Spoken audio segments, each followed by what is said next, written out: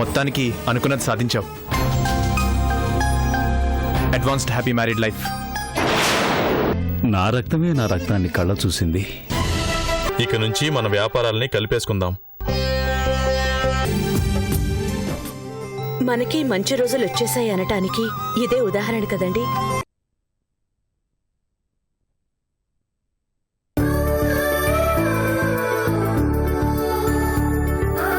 ఏంటమ్మా చందు, ఏంటి చాలా భారీగా షాపింగ్ చేసినట్టున్నారు? వద్దంటున్నా అవి తీసుకో ఇవి తీసుకో అంటూ ఇవన్నీ కొనేశాడమ్మా. తన కోసం ఏమన్నా తీసుకోవాలని షాపింగ్కి వెళ్ళామంటే తీరా వెళ్ళాక చూసినవన్నీ తీసుకోవాలనిపించింది, అందుకే కొనేశాను. ఎలా ఉన్నాయో చూసి చెప్పండి. చందు, ఆంటీకి చూపించు.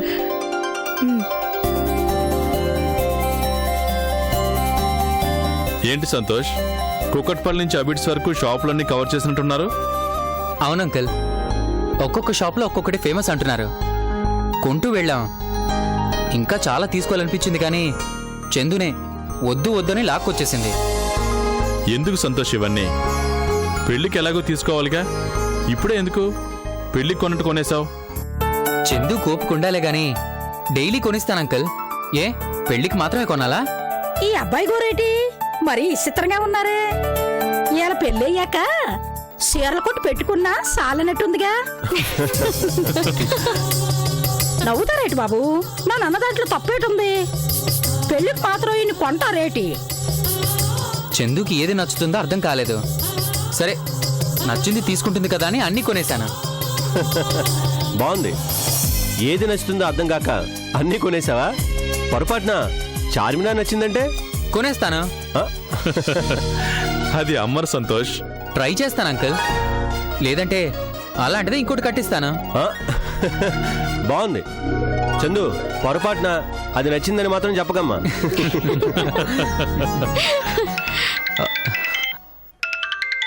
One second uncle. Hi dad, I'm fine. మీరెలా ఉన్నారు? ఏంటి డాడ్ సడన్గా ఎలా ఫోన్ చేశారు? వాట్? నేను రావాలా 2 డేస్లోనా? అదేంటి డాడీ, మీరు వస్తానని నన్ను రమ్మంటున్నారు? నో నో, ఇప్పటికిప్పుడంటే కష్టం డాడ్. ఎగ్జామా? తర్వాత రాయొచ్చు కదా. Daddy please, daddy daddy please daddy. ఏమైంది సంతోష్? డాడీ అర్జెంటుగా రమ్మంటున్నారు. బిజినెస్కి సంబంధించిన ఎగ్జామ్ ఒకటి రాయాలట, అది ఇప్పుడే రాయాలట. బిజినెస్కి సంబంధించింది అంటే నీ ఫ్యూచర్కి ఉపయోగపడేదే కదా, వెళ్ళిరా. చందుని వదిలేసి నేను వెళ్ళలేను అంకల్. అదేంటి సంతోష్, మ్యారేజ్ అయ్యాక చందు ఎలాగో నీతోనే ఉంటుంది. ముఖ్యమైన ఎగ్జామ్ కాబట్టే కదా మీ డాడీ అర్జెంటుగా రమ్మన్నారు. No uncle. మీ డాడీ అంత ఇదిగా చెప్తుంటే వెళ్ళకపోతే ఏం బాగుంటుంది సంతోష్? చందు వెళ్ళమంటే వెళ్తాను. చందు చెప్పమ్మా, నువ్వు చెప్పేదాకా వెళ్ళేలా లేడు. వెళ్ళిరా సంతోష్, వెళ్ళి ఆ ఎగ్జామ్ ఏదో చూసుకొని వచ్చి. ఓకే, నువ్వు చెప్పాక కాదనేదేముంది. 2 డేస్లో వెళ్ళాలంటే లగేజ్ అది ప్యాక్ చేసుకోవాలి, ఫ్లైట్ టికెట్స్ బుక్ చేసుకోవాలి. నాకు చాలా పనులున్నాయి. Bye Chandu. Bye. Bye uncle. Bye uncle. Bye.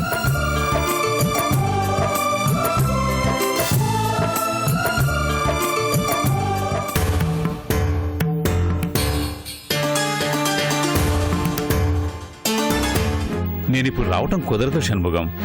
చెప్పాను కదా, ఇక్కడ ఇన్ని పనులు పెట్టుకుని నేను ఎలా రాగలను? లలితకి పెళ్లి చేయబోతున్నాను, ముహూర్తాలు కూడా పెట్టిస్తున్నాను. ఈ సమయంలో నేనొస్తే పెళ్లి చేసేదెవరు? అవన్నీ చూసుకోవడానికి మీరున్నారు కదా, మీరు చూసుకోండి చాలు. నేనే రావాలి, నేనుంటేనే జరగాలి అనే పనులేవి లేవు అక్కడ. మీరున్నారన్న నమ్మకంతోనే ఇక్కడ నా పనులు నేను చూసుకుంటున్నాను. ఇక్కడ పనులన్నీ అయిపోయాక నేనే వస్తాను. ఆ పనులన్నీ మీరే చూసుకోండి. ఇలాంటి చిన్న చిన్న విషయాలకి నాకు ఫోన్ చేయాల్సిన అవసరం లేదు. ఉంటాను.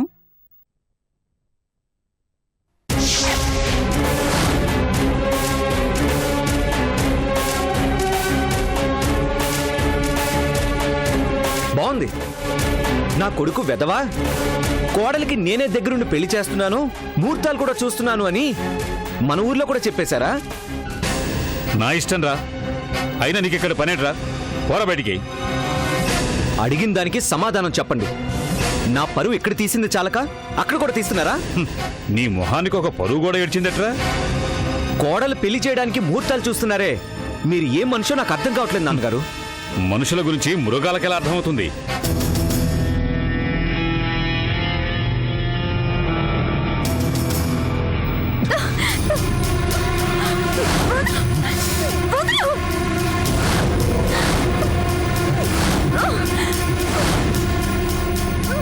ఏంటి ముహూర్తాల దాకా వచ్చారంటే నన్ను కాదని ఆ రాజాగాన్ని పెళ్లి చేసుకోవడానికి డిసైడ్ అయిపోయావా? ఆ పెళ్లి జరగనిస్తాననుకున్నావా? ఏయ్, ఒరే దౌర్భాగ్యుడా, వదిలు, అవతలకి. నాన్నగారు, ఏంట్రా నా ఎదురుగానే నీ దౌర్జన్యం? నన్ను కాదని పెళ్లి చేయాలని చూస్తే శవాలు తేల్తాయి. ఏం బెదిరిస్తున్నావా? కన్న తండ్రి నెత్తురు కళ్ళ చూసినప్పుడే నువ్వు ఎంతకైనా తెగిస్తావని నాకు అర్థమైందిరా. కానీ ఒక్కటి, నా ప్రాణం అడ్డు పెట్టైనా సరే ఈ పెళ్లి చేస్తాను. నాన్నగారు, తండ్రి అన్న చిన్న గౌరవం ఉంది కాబట్టే ఈ పెళ్లి ఆలోచన ఇంకా బ్రతికే ఉంది. ఇదే మరొకరు మీ స్థానంలో ఉంటే ఆ ఆలోచనల్ని అతన్ని ఇద్దరి సమాధి చేసేవాళ్ళు. తెలుసురా, నీ క్రూరత్వం గురించి నువ్వు నాకు కొత్తగా చెప్పాలా? మరి నా గురించి తెలిసినప్పుడు ఈ పెళ్లి ఆపండి. ఆగదు. నాన్నగారు, నన్ను మరీ రాక్షసుని చేయకండి. నేను ఇంతగా చెప్తున్నా మీరు ఈ పెళ్లి పీటల వరకు తెచ్చినా అది జరగదు. నేను నిర్ణయించుకున్న తర్వాత ఆపటం నీ తరం కాదురా. ఆ రాజాగారు చేస్తే అప్పుడు ఆగుతుందిగా. ఈ పెళ్లి జరగాల్సిందే అని మీరనుకుంటే జరగబోయేది అదే. నువ్వు అంతకి తెగిస్తే నేను నీ తండ్రి అన్న విషయం కూడా మర్చిపోతాను. రాజా ప్రాణాలకి నీ వల్ల ఆపదని తెలిసిన మరుక్షణమే నిన్ను చంపి నేను జైలుకైనా వెళ్తాను, కానీ ఈ పెళ్లి మాత్రం ఆగనివ్వను. నన్ను చంపడానికి కూడా మీరు వెనకాడని పరిస్థితే వస్తే నేను మీ గురించి ఆలోచించాల్సి వస్తుంది.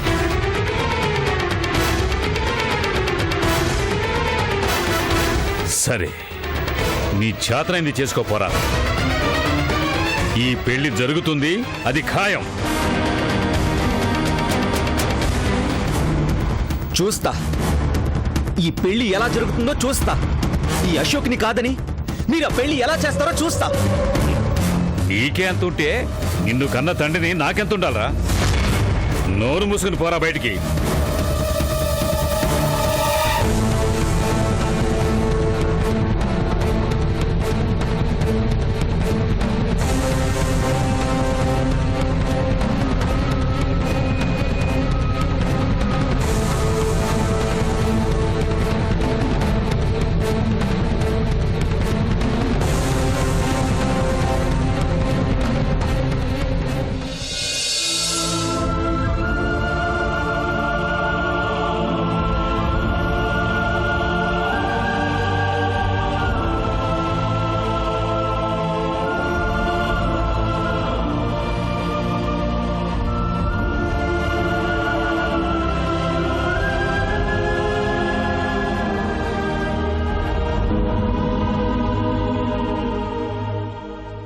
మొత్తానికి మన బన్నీ దొరికాడండి.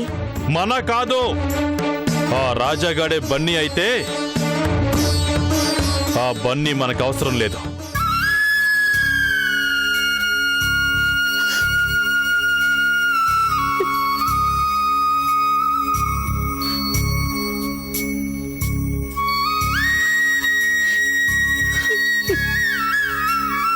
బన్నీ అంటే నాకు చాలా ఇష్టం, కానీ ఆ రాజాగాడు బన్నీ అని తెలిసాక బన్నీ మీదున్న ఇష్టం కూడా చచ్చిపోయింది. మీకు వాడు బన్నీ కావచ్చు, వాడు నాకు ఎప్పటికీ రాజానే. బన్నీయే రాజా అని చెప్పి బన్నీ మీద నాకున్న ప్రేమను కూడా చంపేశారు.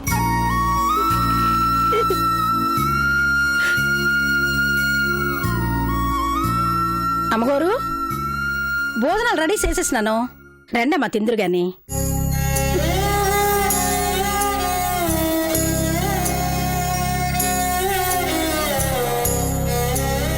ఏటమ్మా బన్నీ బాబు గురించి ఆలోచిస్తున్నారా ఏటి ఇలా అయిపోయినారు?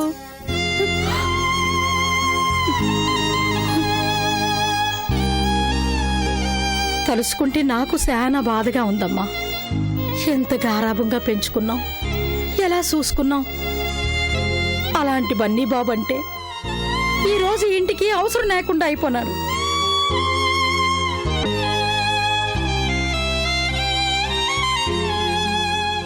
కోట్లాస్తి అటు తిరిగి ఇటు తిరిగి అంతా అయినోలే. ఇంత ఉండి ఎవరూ లేనట్టుగా ఎక్కడో పరయోల్లా ఉండిపోనారు. రాజాలా బతకాల్సిన నుదుట ఆ దేవుడు ఇలాంటి రాత రాసినాడేటో అర్థం కావటం లేదు. ఆస్తి కాదనుకున్నా, అందరినీ వద్దనుకున్నా చందుని పెళ్లి చేసుకుని ఈ ఇంటికి అల్లుడవుతాడు కదా, అలా అయినా కళ్ళ ముందే ఉంటాడు కదా అనుకున్నాను. కానీ అనుకోనివన్నీ జరిగిపోయి ఆ దూరం ఇంకా పెరిగిపోయింది. బాధపడి చేయగలిగింది ఏముందమ్మా? అందరికన్నా ఐగోరికి బన్నీ బాబు అంటే ప్యానం. అలాంటి ఐగోరికి ఈ బన్నీ బాబు అంటే పట్టులేదు. ఆ దేవుడికి కూడా న్యాయం లేదు నూకాలు. కొన్నేళ్లు బన్నీని మనకి దూరం చేశాడు. ఇన్నాళ్లకి ఇదిగో మీ బన్నీ అని కళ్ళకి చూపించాడు. కానీ కళ్ళ ముందే ఉంచి పరాయివాణ్ణి చేసేస్తున్నాడు.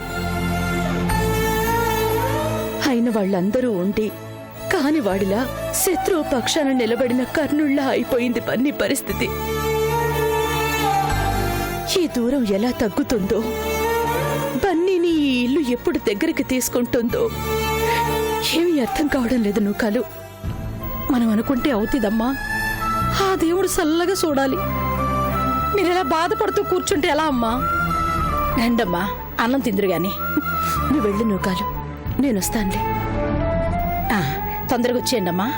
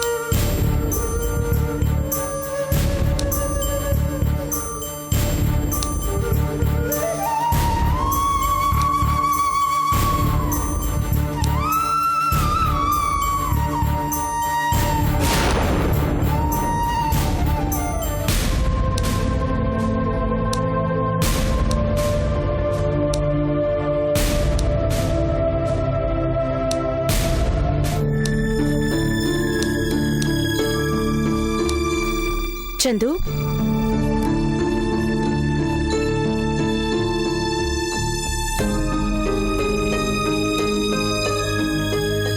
ఏం చేస్తున్నావమ్మా?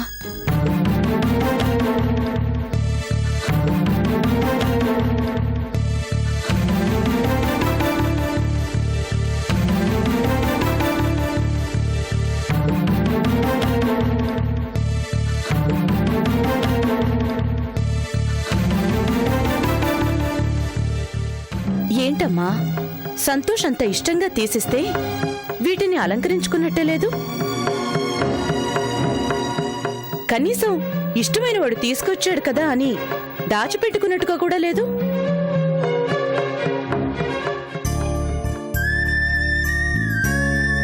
ఇష్టమైన వాళ్ళు ఏం తీసిచ్చినా జాగ్రత్తగా దాచుకోవాలమ్మా. ఇలా పారేయకూడదు. ఒక మనిషిని ఇష్టపడ్డాక ఏమనుకున్నా ఆగవమ్మా. ఈ చీర కట్టుకోక తప్పదు, ఈ నగలు పెట్టుకోక తప్పదు. ఇంత దూరం వచ్చింది కాబట్టి పెళ్లి, తర్వాత శోభనం, తర్వాత పిల్లలు. అమ్మా,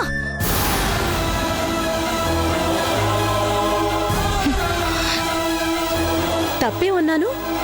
జరగబోయేదేగా చెప్తున్నాను. జరిగినప్పుడు చూద్దాం. ఇంకా చూసేదేముంది? నువ్వు కోరుకుంటున్న కొత్త జీవితమేగా, దాని గురించి చెప్తున్నాను.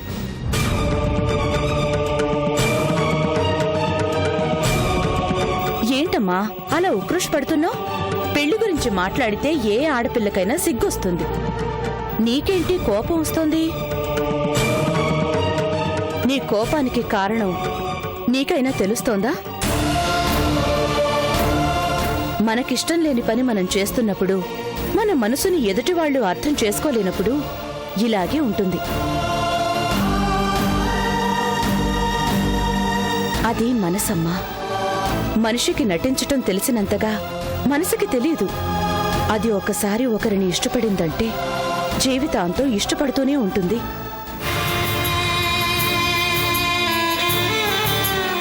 దానికి ఇష్టం లేని మరొకరిని చేసుకున్నా జీవితాంతం లోపలే అది కుమిలిపోతూ మనల్ని కుంగతీస్తుంది. నీ మనసులో ఇంకా రాజానే ఉన్నాడు. లేడు. ఉన్నాడు. రాజా నీ మనసులో లేకపోతే సంతోష్ని నిజంగా నువ్వు ఇష్టపడుతుంటే ఈ చీరలు నగలు ఇలా పడుండవు. చూడు చందు, కోపంలో కూడా కొన్ని నిర్ణయాలు తీసుకోవచ్చు, కానీ పంతంతో నిర్ణయాలు తీసుకోకూడదు. పంతానికి పోతే నష్టం నీకేనమ్మా. ఈ పెళ్లికి నువ్వు రాజా మీద పంతానికి ఒప్పుకున్నావని నాకు తెలుసు. కొద్దిగా ఆలోచించి చూడు, నీకే తెలుస్తుంది.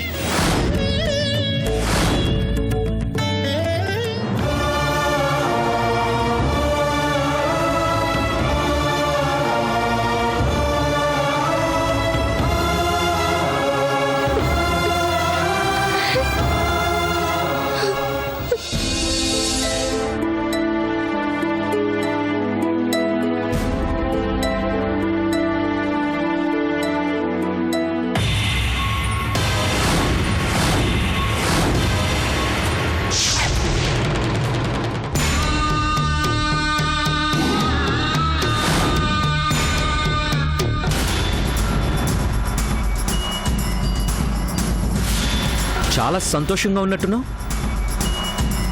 ఏంటి, ముహూర్తం ఫిక్స్ అయిందా? డేట్ ఎప్పుడు? వెడ్డింగ్ కార్డ్స్ ఆర్డర్ ఇచ్చారా? అవును, రాజాతో నా పెళ్లి. నా ఇష్టం. అడగడానికి నువ్వెవరివి? ఏంటే, నీ పాటికి నువ్వు పెళ్లి చేసుకుంటూ ఉంటే చేతులు గాజులు తొడుకొని చూస్తూ ఊరుకుంటాను అనుకుంటున్నావా? ఏం చేస్తావు? ఏమీ చేయలేం. మావయ్య గారు చెప్పింది గుర్తులేదా? ఏంటి ఆయన చెప్పేది?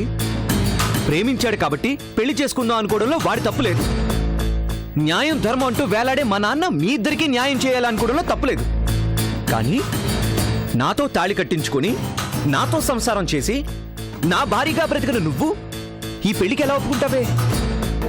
నా జీవితం నా ఇష్టం. నీ మెడలో తాళి కట్టిన క్షణమే నీ జీవితం నా జీవితంలో కలిసిపోయిందే. కాదని నువ్వు నా నుంచి వేరుపడాలి అంటే జరగదు. అదే జరుగుతుంది. అడ్డుపడాలి అనుకుంటే మావయ్య గారి చేతిలో నీ చావు తప్పదు. అంటే ఈ పెళ్లి ఆగదు అంటావు? ఆగదు. ఇంత దూరం వచ్చావు అంటే నా చేతిలో ఆ రాజాగాడు చచ్చినా, మా నాన్న చేతిలో నేను చచ్చినా నీ ఆలోచన మారదు.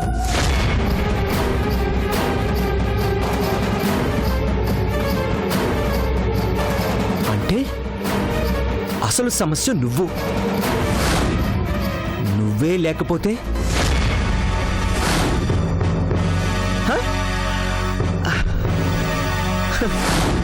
ఏం చేస్తావు? నిన్నే లేకుండా చేస్తాను. ఈ ఐడియా ఇంకొంచెం ముందొచ్చుంటే బాగుండేది కదూ.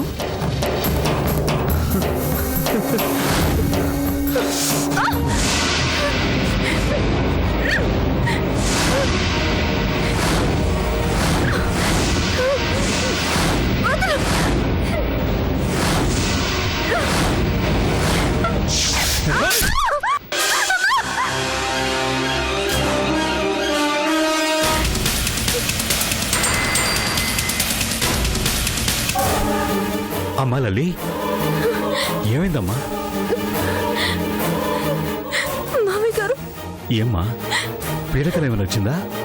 అశోక్ అశోక్ నన్ను చంపేస్తున్నట్టు. వాడు కల్లో కూడా కనిపించి భయపెడుతున్నాడా? కన్న తండ్రి రక్తాన్ని కళ్ళ చూసిన వాడు నీ ప్రాణాలకు ఎక్కడ ప్రమాదం తెస్తాడని భయపడుతున్నావమ్మా? ప్రాణాలు తీయడం అతనికేం కొత్త కాదు కదా మావయ్య గారు. ఆ అవకాశం వాడికిచ్చింది మీ అమాయకత్వం, వాడి మీద మీకున్న నమ్మకం. ఆ నమ్మకమే ఈ రోజు భయంగా మారింది మావయ్య గారు. ఎందుకమ్మా భయం? నీ లేను వాడి నుంచి నిన్ను కాపాడుకోవటానికే కదమ్మా నీతో ఉంది. ఎలాంటి భయాలు మనసులో పెట్టుకోవద్దు. నా కంఠంలో ప్రాణం ఉన్నంత వరకు వాడు నిన్ను ఏమీ చేయలేడు. నీ ప్రాణాలకు నా ప్రాణం అడ్డు వేస్తానమ్మా. వెళ్ళమ్మా, వెళ్ళి ధైర్యంగా పడుకో.